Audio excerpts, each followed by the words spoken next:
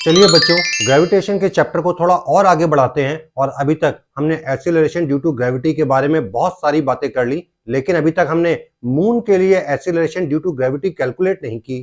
तो बच्चों, अगर मैं मून के लिए acceleration due to gravity calculate करना चाहता हूं तो मुझे फॉर्मूला तो वही यूज करना पड़ेगा, capital G into capital M upon R square. बस यहाँ पर डिफरेंस क्या है, अभी मैं मून की बात कर रहा हूं तो कैपिटल M यहाँ पर मून का मास माना जाएगा और कैपिटल R मून का रेडियस माना जाएगा। तो बच्चों मुझे बताओ कि आप जानते हो कि मून का मास एक्चुअली होता कितना है? तो मैं आपको बताऊं बच्चों, ये 7.36 इंटू 10⁻22 kg होता है। और अगर मैं मून के रेडियस की बात करूं तो वो 1.74 इंटू 10⁻6 मीटर के बराबर है। तो चलिए अपनी एक्सीलरेशन ड्यू टू ग्रेविटी के फॉर्मूले में हम मास और रेडियस की वैल्यू रख देते हैं, और कैपिटल G उसकी वैल्यू तो हमें पहले से ही पता है, 6.7 इंटू 10⁻11। तो बच्चों, जब आप इस कैलकुलेशन को सॉल्व आउट करके देखेंगे तो आपको क्या पता चलेगा कि आपका रिजल्ट कितना आ रहा है, 1.625 मीटर पर सेकंड स्क्वायर। तो बच्चों, हम क्या बोल सकते हैं कि मून की एक्सीलरेशन ड्यू टू ग्रेविटी हमारे पास कितनी आ गई, 1.625। तो अब बच्चों जरा मैं मून की एक्सीलरेशन ड्यू टू ग्रेविटी को अर्थ की एक्सीलरेशन ड्यू टू ग्रेविटी के साथ कंपेयर करना चाहता हूं। तो आपको पता है कि अर्थ के लिए एक्सीलरेशन ड्यू टू ग्रेविटी हमने कितनी कैलकुलेट की थी, 9.8, और मून के लिए ये वैल्यू कितनी आ रही है, 1.625। तो चलिए हम इन दोनों को कंपेयर करते हैं, और कंपेयर करने के लिए हमें इन दोनों के एक्सीलरेशन ड्यू टू ग्रेविटी को डिवाइड करना होगा। भाई ये बात तो आप जानते हैं कि डिवीजन ऑपरेटर की मदद से कंपैरिजन किया जा सकता है। तो हमने यहाँ पर इन दोनों के एक्सीलरेशन ड्यू टू ग्रेविटी को डिवाइड किया। तो बच्चों, जब आप ये डिवीजन परफॉर्म करेंगे तो ये रिजल्ट आपको अप्रोक्सीमेटली 6 के इक्वल देखने को मिलेगा। वैसे एग्जैक्ट 6 नहीं आएगा, ये 6.0 समथिंग कुछ आएगा, लेकिन हम इसको लगभग 6 के अप्रोक्सीमेट मान लेते हैं। तो बच्चों, आप देख पा रहे होंगे कि इस वक्त हमारे पास जो एक्सप्रेशन बचा है वो एक्सप्रेशन क्या इंडिकेट कर रहा है कि अगर हम अर्थ और मून की एक्सीलरेशन ड्यू टू ग्रेविटी को कंपेयर कर रहे हैं तो वो रिजल्ट 6 आ रहा है। अब आप एक काम करिए, आप मून की एक्सीलरेशन ड्यू टू ग्रेविटी को राइट साइड में भेज दीजिए। तो बच्चों, अब जो हमारे पास एक्सप्रेशन आ गया है, ये एक्सप्रेशन क्या इंडिकेट कर रहा है कि अर्थ की acceleration due to gravity 6 times ज्यादा है as compare to acceleration due to gravity of moon. अब बच्चों, मैं यहां पर बात करने वाला हूं वेट के बारे में। देखिए, वेट के बारे में आपने थोड़ा बहुत पहले पढ़ा भी होगा, और अगर नहीं भी पढ़ा है या आप इसके बारे में नहीं भी जानते तो कोई दिक्कत वाली बात नहीं है। मैं यहां पर अपनी अर्थ को कंसीडर कर लेता हूं और एक छोटा सा ऑब्जेक्ट लेट कर लेता हूं। अभी मैं अपने अर्थ का मास कितना मान रहा हूं, कैपिटल M, और उस छोटे ऑब्जेक्ट का मास मैं मान रहा हूं स्मॉल m। और थोड़ी देर के लिए दोनों के सेंटर टू सेंटर की डिस्टेंस में स्मॉल d लेट कर लेता हूं।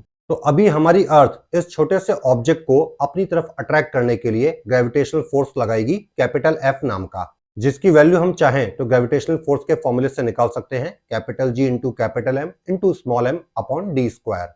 लेकिन बच्चों, ग्रेविटेशनल फोर्स निकालने के लिए तो हमारे पास न्यूटन का सेकंड लॉ वाला भी फॉर्मूला है, हम उसकी मदद से भी ग्रेविटेशनल फोर्स निकाल सकते हैं। तो अभी हमारी अर्थ इस छोटे से ऑब्जेक्ट के ऊपर फोर्स लगा रही है जिसका मास स्मॉल m है। तो अभी आप जानते हैं न्यूटन सेकंड लॉ के अकॉर्डिंग फोर्स निकालने का फॉर्मूला क्या होता है, मास इनटू एक्सीलरेशन। तो अभी हमारी अर्थ इस छोटे से ऑब्जेक्ट पर फोर्स लगा रही है, तो मैं मास किसका लूंगा, छोटे वाले ऑब्जेक्ट का, यानी कि स्मॉल m। और एक्सीलरेशन कौन सा लिया जाएगा, acceleration due to gravity of earth, यानी कि स्मॉल g। यानी कि मैं ऐसा बोल सकता हूं कि अर्थ हमारे जो छोटे ऑब्जेक्ट के ऊपर फोर्स लगा रही है वो फोर्स किसके इक्वल है, स्मॉल m इंटू g के। तो बच्चों, अभी समझना कि हमारी अर्थ ने ये कैपिटल F नाम का फोर्स हमारे ऑब्जेक्ट के ऊपर लगाया। तो अगर मैं अर्थ के पॉइंट ऑफ व्यू से बात करूं तो अर्थ क्या बोलेगी, ये मेरी ग्रेविटी है, मैं ग्रेविटेशनल फोर्स लगा रही हूं कैपिटल F नाम का इस छोटे से ऑब्जेक्ट पर। लेकिन वहीं पर अगर मैं इस छोटे ऑब्जेक्ट के पॉइंट ऑफ व्यू से देखूं तो ये छोटा सा ऑब्जेक्ट क्या बोलेगा, मुझ पर अर्थ फोर्स लगा रही है कैपिटल F नाम का, जिसकी value small m into g है। और ये छोटा सा ऑब्जेक्ट इसी फोर्स को अपना वेट समझेगा। तो ध्यान रहे, वेट होता क्या है, वेट एक तरीके का फोर्स है। जब कोई हेवनली बॉडी आपके ऊपर ग्रेविटेशनल फोर्स लगाती है और आपको अपनी तरफ अट्रैक्ट करने की कोशिश करती है तो उस फोर्स को ऑब्जेक्ट अपना वेट मानता है। तो अभी ये छोटा सा ऑब्जेक्ट क्या बोलेगा, मेरा वेट कितना है, स्मॉल m इंटू g। तो ध्यान रहे बच्चों, अगर आपको किसी भी ऑब्जेक्ट का वेट कैलकुलेट करना है, मतलब आप उस फोर्स को कैलकुलेट करने जा रहे हो जो फोर्स आपके ऊपर हेवनली बॉडी ने लगाया है, और उसको वैसे तो ग्रेविटेशनल फोर्स के फॉर्मूले से भी निकाला जा सकता है, लेकिन सिंपली कैलकुलेट करने का तरीका क्या है, उस ऑब्जेक्ट का मास ले लीजिए और एक्सीलरेशन ड्यू टू ग्रेविटी से मल्टीप्लाई कर दीजिए, तो m इंटू g आपका वेट हो जाएगा। अब बच्चों, कई बार यहाँ पर एग्जाम में एक चीज और भी पूछी जाती है कि मास और वेट में क्या डिफरेंस है। तो वैसे तो काफी डिफरेंस है, आपको समझना है। आप पूरे यूनिवर्स में कहीं पर भी चले जाइए, आपका मास कांस्टेंट रहेगा। लेकिन वेट वो केवल मास पर डिपेंड नहीं करता है, क्योंकि वेट का फॉर्मूला क्या है, m इंटू जी। मतलब यहाँ पर मास को भी ध्यान में रखना होगा और एक्सीलरेशन ड्यू टू ग्रेविटी को भी ध्यान में रखना होगा। यानी कि पूरे यूनिवर्स पर अगर आप अलग अलग हेवनली बॉडीज पर जाएंगे तो आपको एक्सीलरेशन ड्यू टू ग्रेविटी अलग देखने को मिलेगी, तो आपको वेट भी अलग देखने को मिलेगा। मतलब पूरे यूनिवर्स में वेट हमें सेम देखने को नहीं मिलता है। तो मैं ऐसा बोल सकता हूं कि मास तो किसी ऑब्जेक्ट का कांस्टेंट हो सकता है पूरे यूनिवर्स में, लेकिन उसका वेट ये हर बार चेंज होता रहता है। इसके अलावा बच्चों आप ये बात भी जानते हैं, मास एक स्केलर क्वांटिटी है, इसकी सिर्फ वैल्यू होती है, इसकी कोई डायरेक्शन नहीं होती। लेकिन वेट वो तो एक फोर्स है, तो वो क्या माना जाएगा, एक वेक्टर क्वांटिटी। अब बच्चों यहां पर मैं अपनी बात को थोड़ा आगे बढ़ाता हूं और एक तरफ मैं अर्थ ले लेता हूं और एक तरफ मैं मून ले लेता हूं, और फिर से मैं दो छोटे ऑब्जेक्ट को भी कंसीडर करता हूं। बच्चों यहां पर मैं आपको बता दूं कि मैंने जो दो छोटे ऑब्जेक्ट लिए हैं वो सेम टाइप के लिए हैं और दोनों का मास स्मॉल m है। तो अभी मुझे बताओ कि हमारी अर्थ इस छोटे से ऑब्जेक्ट के ऊपर फोर्स लगाएगी और वो फोर्स हमारे इस छोटे ऑब्जेक्ट का वेट माना जाएगा।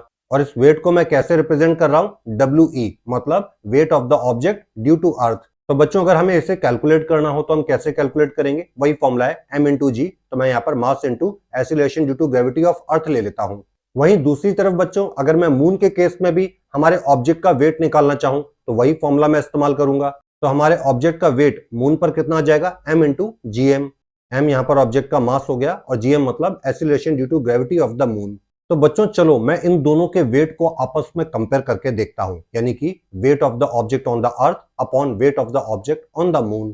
तो जब आप ये कंपैरिजन करेंगे तो आप दोनों के वेट को डिवाइड करेंगे। तो बच्चों आप यहाँ पर देख पा रहे होंगे कि स्मॉल m तो कॉमन है, तो वो तो कैंसिल आउट हो जाएगा। तो फिर क्या बचेगा, GE अपॉन GM।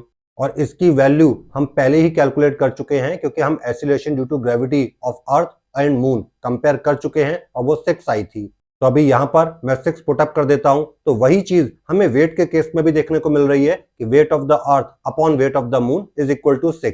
अभी आप मून के वेट को भी राइट साइड भेजें तो फिर एक्सप्रेशन क्या आ जाएगा, weight of the object on the earth is equal to 6 times weight of the object on the moon. मतलब मून पर ऑब्जेक्ट जितना भारी होगा उससे 6 टाइम्स ज्यादा हैवियर वो अर्थ पर लगेगा। तो उम्मीद करता हूं बच्चों कि ये वेट का कॉन्सेप्ट आपको अच्छे से समझ में आया होगा। अब बच्चों हम यहाँ पर बात करने वाले हैं motion of the object under the influence of gravitational force. अब देखिए इसका मतलब क्या है, समझते हैं। मान लेते हैं हमारे पास हमारी अर्थ है और हम एक ऑब्जेक्ट कुछ हाइट पर रख लेते हैं। बच्चों अभी यहाँ पर हमारा जो ऑब्जेक्ट है वो अभी फिलहाल रेस्ट कंडीशन में है और मैं इसको यहाँ से ड्रॉप करने वाला हूँ। तो अभी आप ये बात जानते हैं कि जब भी कोई मोशन परफॉर्म होता है तो हम न्यूटन्स की जो मोशन की इक्वेशंस हैं उनका यूज करते हैं। तो यहां पर भी न्यूटन की इक्वेशन ऑफ मोशंस यूज होंगी। लेकिन जब कोई बॉडी को फ्री फॉल ड्रॉप करने वाले होते हैं तो उस समय केवल ग्रेविटेशनल फोर्स अपना रोल प्ले कर रहा होता है। तो उस केस में आपको कुछ वैल्यूज पहले से ही पता चल जाती हैं, उसी के बारे में मैं यहाँ पर बात करने जा रहा हूँ। जैसे कि इस वक्त हमारा ऑब्जेक्ट कुछ हाइट पर रखा हुआ है और अभी फिलहाल रेस्ट कंडीशन में है और मैं इसको यहां से ड्रॉप कर रहा हूं, धीरे से छोड़ने वाला हूं। तो अभी तो ये रेस्ट कंडीशन में है, तो आप इनिशियल वेलोसिटी स्मॉल u क्या मानेंगे, 0। और जब ये ऑब्जेक्ट नीचे की तरफ फॉल डाउन करेगा तो इसकी स्पीड बढ़ेगी। हमें पता है अर्थ जो है वो एक्सीलरेशन ड्यू टू ग्रेविटी लगाती है। तो मुझे बताओ इस केस में आप एक्सीलरेशन क्या मानेंगे, पॉजिटिव g। अभी g इसलिए बोल रहा हूं क्योंकि अर्थ का एक्सीलरेशन ड्यू टू ग्रेविटी यहां पर लग रहा है, और पॉजिटिव इसलिए क्योंकि ये एक्सीलरेशन आपको पॉजिटिव टाइप का दिख रहा है, यानी कि यहां पर स्पीड बढ़ रही है। तो इस केस में आप एक्सीलरेशन क्या लेंगे, प्लस का g। इनिशियल वेलोसिटी आप क्या मान रहे हैं, 0। और जितना भी पाथ ये ऑब्जेक्ट ट्रेवल करेगा नीचे की तरफ उसी को हम डिस्टेंस s मान लेंगे। और बच्चों ये पूरे ट्रेवलिंग में कुछ ना कुछ टाइम भी लग रहा होगा, वो स्मॉल t हो जाएगा। और यहां पर अगर फाइनल वेलोसिटी की बात करें तो वो फिलहाल हमें नहीं पता है, क्योंकि अभी हमें पता नहीं है कि ऑब्जेक्ट कितना नीचे तक जाने वाला है। लेकिन जहां तक भी जाएगा उस जगह पर इसकी कोई ना कोई फाइनल वेलोसिटी भी होगी, जिसे हम स्मॉल v बुला सकते हैं। तो मुझे बताओ ऊपर से नीचे की तरफ ड्रॉपिंग सिचुएशन में हमें क्या क्या पहले से पता है। इनिशियल वेलोसिटी पहले से पता है, 0 है। एक्सीलरेशन पहले से पता है, पॉजिटिव g है। अभी इसी जगह पे बच्चों मैं एक दूसरा केस कंसीडर करूं कि हमारी अर्थ पर कोई ऑब्जेक्ट रखा है और उसको हम नीचे से ऊपर की तरफ थ्रो कर रहे हैं। तो आपने जब नीचे से थ्रो किया होगा उस समय आपने इसको कुछ ना कुछ इनिशियल वेलोसिटी दे दी होगी। तो इस वक्त स्मॉल u 0 नहीं होगा, उसकी कुछ ना कुछ वैल्यू होगी जो कि आपको न्यूमेरिकल केस में बताया जाएगा कि कितना मीटर पर सेकंड उसकी इनिशियल वेलोसिटी है। अब बच्चों जब ये ऑब्जेक्ट ऊपर की तरफ जाएगा तो एक्सीलरेशन कौन सा लगेगा आपकी बार, -g। क्यों? क्योंकि अर्थ अपना एक्सीलरेशन ड्यू टू ग्रेविटी लगा रही है यहाँ पर भी, लेकिन क्योंकि ऊपर जाते जाते स्पीड डिक्रीज करेगी तो आप एक्सीलरेशन क्या मानेंगे? माइनस का जी। और कहीं ना कहीं ये ऑब्जेक्ट टॉप लेवल पर जाकर कुछ मोमेंट्री टाइम के लिए जीरो वेलोसिटी पर आ जाएगा, यानी कि एकदम पीक हाइट पर आप इसकी फाइनल वेलोसिटी क्या मानेंगे? जीरो। तो बच्चों मुझे बताओ कि नीचे से ऊपर की तरफ जब ऑब्जेक्ट को थ्रो किया तो आपको पहले से क्या क्या पता था? क्या आपको पहले से इनिशियल वेलोसिटी पता थी? नहीं, वो तो आपको गिवन दी जाएगी कि कितनी इनिशियल वेलोसिटी के साथ हमने ऑब्जेक्ट को ऊपर थ्रो किया। तो आपको पहले से क्या पता है? आपको यह पता है कि ऑब्जेक्ट ऊपर जाकर कहीं ना कहीं रेस्ट कंडीशन में आ जाएगा, यानी कि आपको फाइनल वेलोसिटी पता होगी जीरो। इसके अलावा आपको एक्सीलरेशन भी पता होगा कि ऑब्जेक्ट नीचे से ऊपर की तरफ जा रहा है तो negative acceleration due to gravity लग रही है, यानी कि माइनस जी हम एक्सीलरेशन मानेंगे। अब जितना भी हाइट हमारा ये ऑब्जेक्ट ऊपर जाते हुए ट्रेवल कर लेगा उसको डिस्टेंस मान लिया जाएगा, इसमें जो भी टाइम लगा होगा उसको स्मॉल टी मान लेंगे। तो अभी बच्चों हमने यहाँ पर जो दो केस डिस्कस किए उससे आपको ये चीज पता चल गई होगी कि हमें कब पहले से क्या पता होता है और क्या चीज एग्जाम में हमें गिवन मिलती है। इसके अलावा बच्चों एक बात और ध्यान रखिएगा कि अगर कोई ऑब्जेक्ट अर्थ से ऊपर की तरफ जा रहा है किसी पर्टिकुलर हाइट तक और वहां तक पहुंचने में उसको टी सेकंड का टाइम लग रहा है, तो अगर वही ऑब्जेक्ट वापस उसी हाइट से दोबारा अर्थ सरफेस पर वापस आए तब भी उसको उतना ही टाइम लगेगा। मतलब हम ओवरऑल ऐसा बोल सकते हैं नीचे से ऊपर की तरफ थ्रो करने पर ऑब्जेक्ट को जो टाइम लगता है उतना ही टाइम कब लगेगा? जब ऑब्जेक्ट को ऊपर से उतनी ही हाइट से ड्रॉप किया जाएगा और ऑब्जेक्ट जमीन पर वापस आएगा तब भी उसको वही टाइम लगेगा। तो बच्चों ध्यान रहे ये कुछ ऐसे कॉन्सेप्ट हैं जिन्हें आपको ध्यान में रखना होगा during solving the numerical problems. तो उम्मीद करता हूं बच्चों कि ये पूरा कॉन्सेप्ट आपको अच्छे से समझ में आया होगा।